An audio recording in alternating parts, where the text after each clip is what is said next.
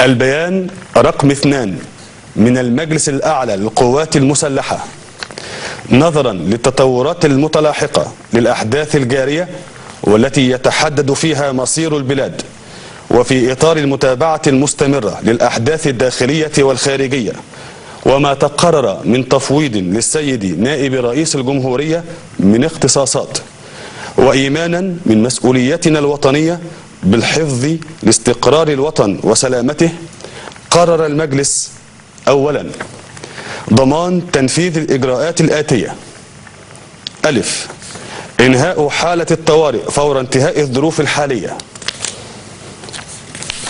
باء، الفصل في الطعون الانتخابية وما يلي بشأنها من إجراءات.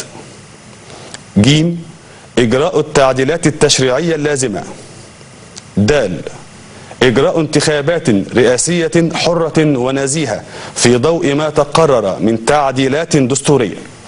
ثانيا، تلتزم القوات المسلحة المصرية برعاية مطالب الشعب المشروعة والسعي لتحقيقها من خلال متابعة تنفيذ هذه الإجراءات في التوقيتات المحددة بكل دقة وحزم، وذلك حتى تمام الانتقال السلمي للسلطة وصولا للمجتمع الديمقراطي الحر الذي يتطلع إليه أبناء الشعب. ثالثا، تؤكد القوات المسلحة المصرية على عدم الملاحقة الأمنية للشرفاء الذين رفضوا الفساد وطالبوا بالإصلاح، وتحذر من المساس بأمن وسلامة الوطن والمواطنين، كما تؤكد على ضرورة انتظام العمل بمرافق الدولة وعودة الحياة الطبيعية حفاظا على مصالح وممتلكات شعبنا العظيم.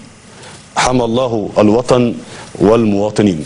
كان هذا مشاهدينا الكرام أهم الأنباء تضمن نص البيان رقم 2 من المجلس الأعلى للقوات المسلحة. حمى الله الوطن والمواطنين.